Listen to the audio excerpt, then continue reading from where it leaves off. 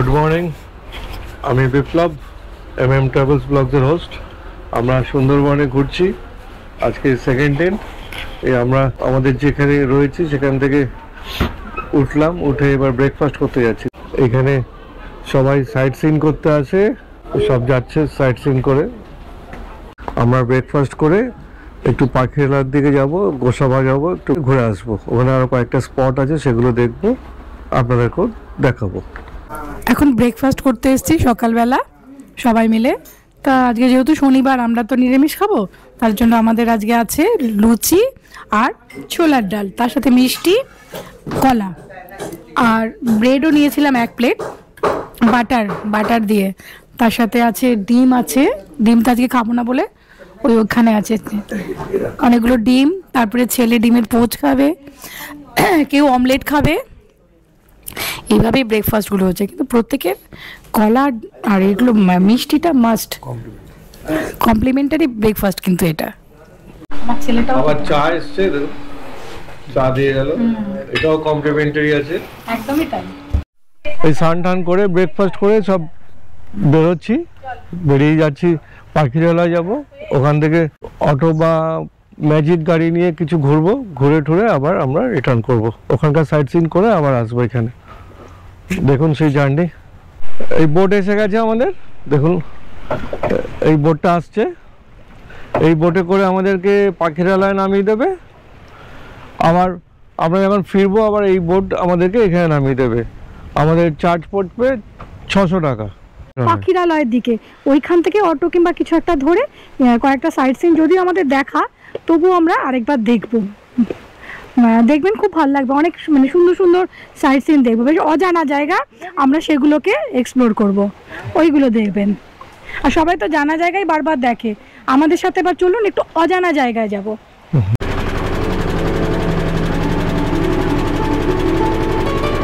সামনে পাখিরালয় দেখা যাচ্ছে, ওখানে নামবো। ডাব খেলাম একটু, 35 টাকা নিল। আমরা এই টোটো করলাম, টোটো করে এখন প্রথমে যাচ্ছি গোসাবা যাচ্ছি, সেখানে হ্যামিল্টন সাহেবের বাড়ি দেখবো আর রবীন্দ্র ভবন দেখবো, তাই তো। দেখে আবার রাঙাবেড়িয়া দেখে আমরা ফিরবো। পাখিরালয় দিয়ে আমরা টোটো করে আসছি। এইটা হচ্ছে রুস্তম্বু বাজার। পাখিরালয় লঞ্চঘাট থেকে গোসাবার দূরত্ব হচ্ছে প্রায় 6.5 কিলোমিটার। কালকে যখন লঞ্চে করে আমরা যাচ্ছিলাম তখন এই পাশ দিয়ে যাচ্ছিলাম, আমরা এই নদী দিয়ে যাচ্ছিলাম। এটা হচ্ছে দুর্গাদোয়ানি নদী, এর উপর দিয়ে আমরা যাচ্ছিলাম।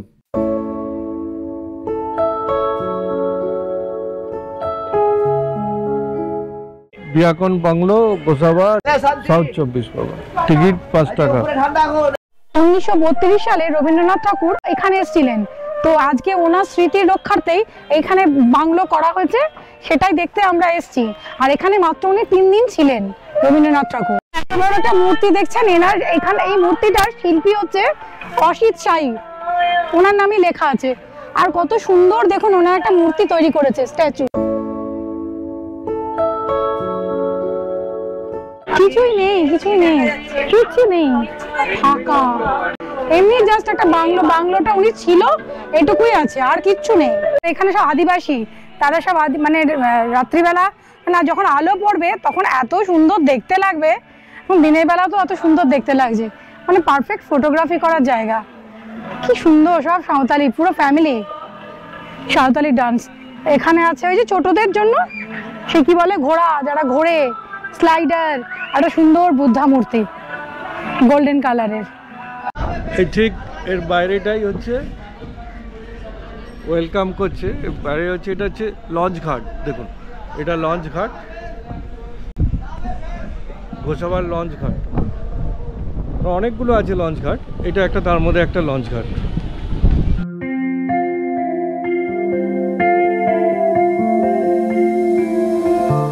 এখন আমরা কোথায় যাচ্ছি?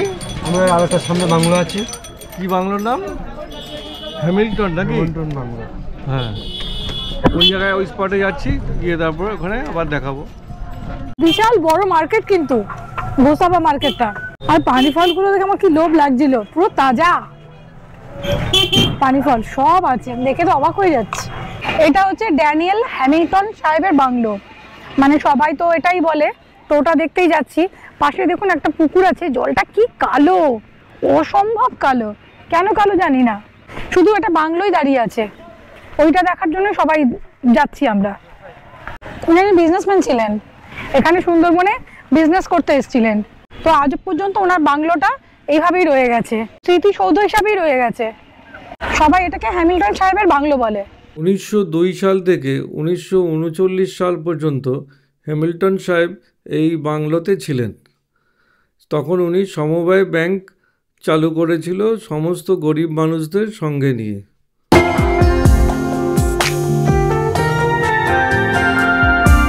সেন্ট অ্যান্ড্রুস চার্চ গোসাবা, এখানে একটা কোনো ফাংশন আছে, কোনো বিয়ে আছে, তার জন্য এত লোক জমায়েত হয়েছে। মহিলা সমিতি পরিচালিত একটা আশ্রম টাইপের আছে, আর এখানটা দোকানটা আছে, ওই দোকান থেকে আমি প্রত্যেক বছরই নিই। আগে আশ্রমটা মহিলা দ্বারাই তো পরিচালিত, এখান থেকে আগে দেখে নিই আশ্রমটা, তারপরে যা যা কেনার কিনে নেব। এটা রাস মন্দির, আর এখানে রাস মেলা হচ্ছিল, তো হয়ে গেছে ওটা, তার জন্য খুলে নিচ্ছে।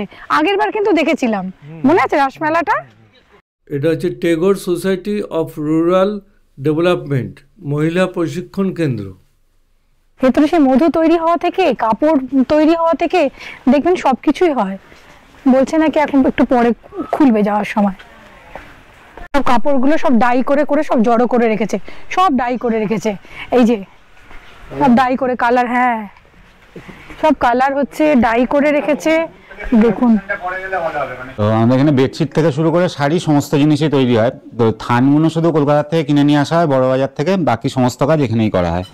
তো যেরকম থান হবে তার প্রাথমিক কাজ হলো এটা, যেরকম একটা উত্তরীয় হচ্ছে, উত্তরীয় ডিজাইন অনুযায়ী, মানে উত্তরীয়র একটা ডিজাইন ফেলা হয়েছে, এটা একটা অর্ডারের উত্তরীয়, যেরকম ডলফিন করা হচ্ছে বুঝতে পারছেন, এটা একটা ডলফিনের ইয়ে, আর তার সাথে শান্তিনিকেতনী একটা মানে দুটো মিক্সচার রয়েছে শান্তিনিকেতনী। হ্যাঁ, তো প্রাইমারি কাজ হলো গিয়ে এটার এই স্পাঞ্জটা ফেলা, মানে এরকম ট্রেসিং পেপারের সাহায্যে, এই ট্রেসিং পেপারগুলোকে ফুটো করা হয়, ফুটো করা হয়, এর ভেতর দিয়ে ব্লুর সাহায্যে, ট্রেসিং পেপারগুলোর সাহায্যে এই ডিজাইনগুলো করা হয়।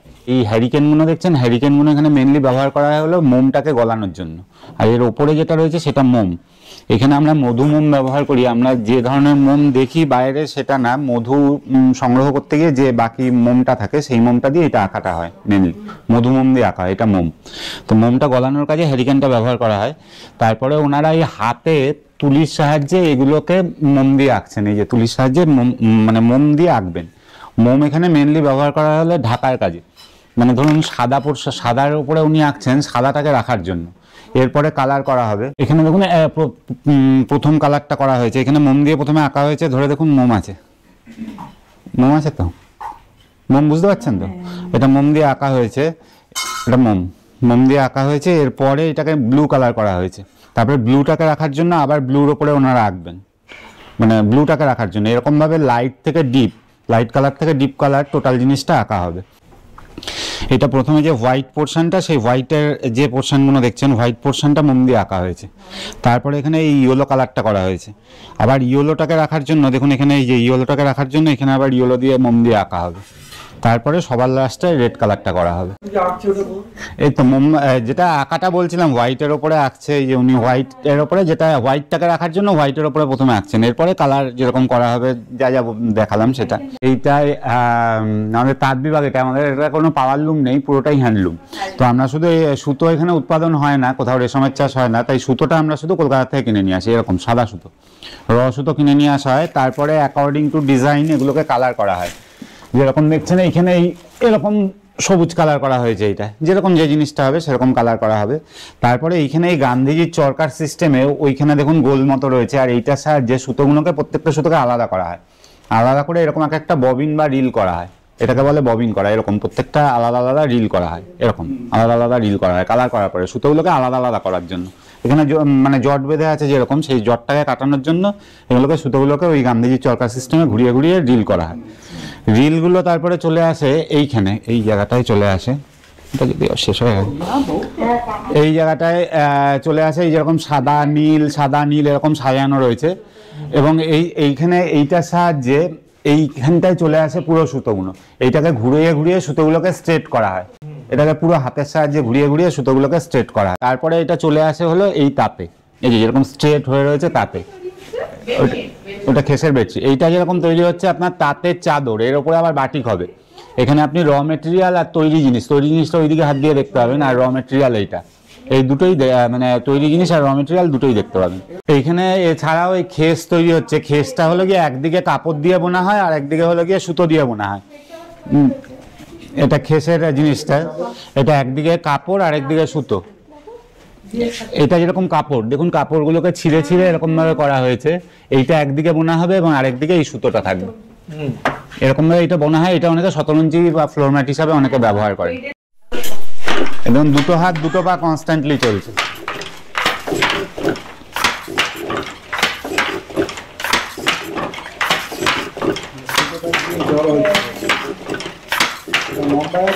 এটা একটা সুন্দরবন বেস ডিজাইন করা, যে বাঘ হরিণকে অ্যাটাক করছে, তো এইটা টোটালটা হয়ে আসে এই গ্রাফের সাহায্যে। এই গ্রাফটার সাহায্যে এই পাড়ের ডিজাইনটা হয়ে আসে। এই যে গ্রাফটা দেখছেন, এটা চেঞ্জ হয়, সুতোগুলো এরকম ভাবে সাজানো আছে পরপর সুতোগুলো, যে এই ডিজাইনটা হয়ে যাবে।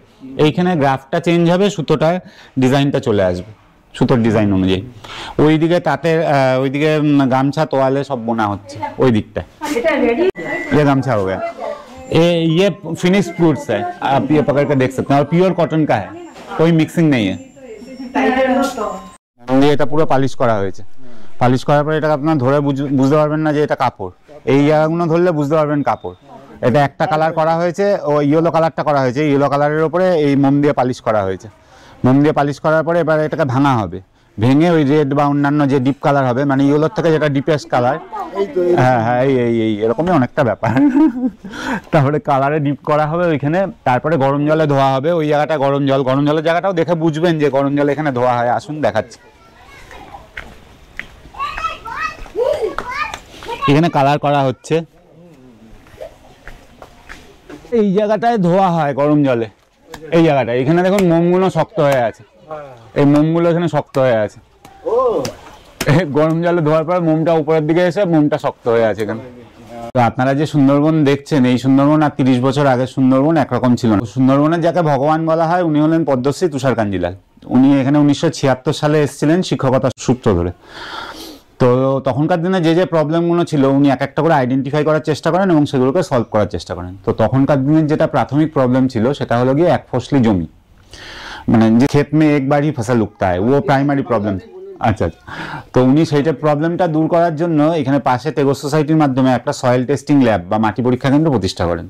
তো সেখান থেকে দেখা গেল কি লোকের ইনকাম অল্প হলেও কিছু বাড়লো, কিন্তু লোকের ইনকামটা দেখতে পাচ্ছেন যে উনি ইনকামটা ধরে রাখতে পারছে না। তো উনি আবার সার্ভে করলেন যে ইনকামটা কেন ধরে রাখতে পারছে না। তো সেখানে সার্ভে থেকে আবার বেরিয়ে এলো যে লোকের অর্ধেক ইনকাম চলে যাচ্ছে জলবাহিত রোগে, মানে ওয়াটার বেসড ডিজিজ। এখনো সুন্দরবন দেখবেন অনেকটা পুকুরের ওপরে অনেকটা নির্ভরশীল, দেখে থাকবেন আপনারা এখনো। তো অর্ধেক লোকের ইনকাম চলে যাচ্ছে হলো গিয়ে জলবাহিত রোগের কারণে। তো সেই প্রবলেমটাকে সলভ করার জন্য উনি এখানে আপনাদের যাতায়াতের পথেই পড়বে রাঙাবেলিয়া সামগ্রিক স্বাস্থ্য প্রকল্প বলে প্রাইমারি হেলথ কেয়ার ইউনিট একটা প্রতিষ্ঠা করেন।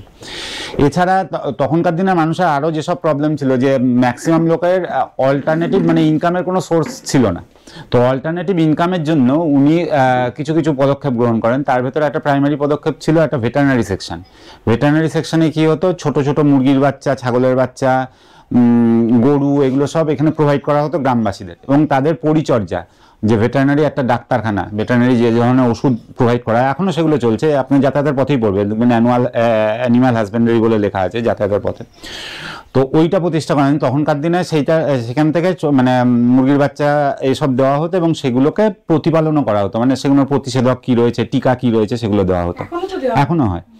তো এছাড়া প্রতিষ্ঠা করা একটা গ্রিনিং সেকশন। গ্রিনিংয়ে কী হতো, যে কম পয়সায় চারা, বীজ, এগুলো এগ্রিকালচারের সেকশনের মাধ্যমে চারা দেওয়া হতো, এখানে বীজ দেওয়া হতো, ভেজিটেবলসের সিড যেগুলো রয়েছে সেগুলো দেওয়া হতো, দেওয়া হয়, এখনও দেওয়া হয় কম পয়সায়। মানে এখান থেকে কলকাতার থেকে নিয়ে আসার তো একটা ক্যারিং কস্ট থাকে, তো এখানকার লোকেরা যদি অল্প পরিমাণে নিয়ে আসে তাদের ক্যারিংয়েই অনেক টাকা চলে যায়।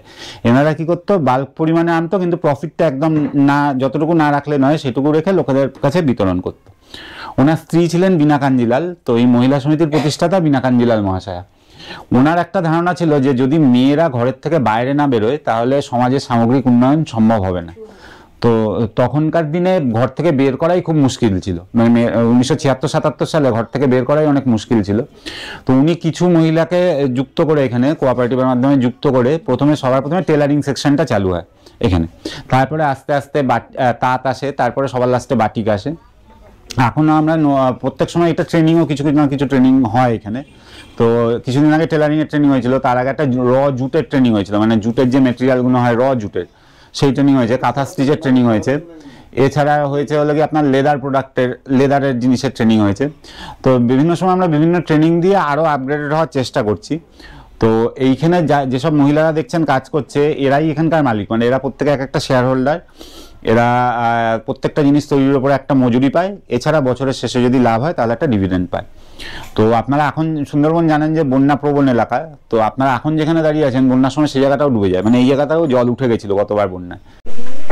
এই হচ্ছে ওদের শোরুম, সেখানে সবকিছু পাওয়া যায়, মধু থেকে শাড়ি থেকে যেগুলো তৈরি হচ্ছে ভেতরে সেগুলো সবই তৈরি হচ্ছে।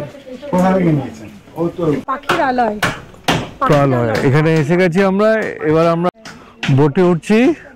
এখন প্রায় সন্ধ্যা হতে চললো। আমরা পাখিরালয় থেকে আমাদের সজনেখালি ট্যুরিস্ট লজে চলে যাচ্ছি এই লঞ্চে করে, দেখুন বোটে করে।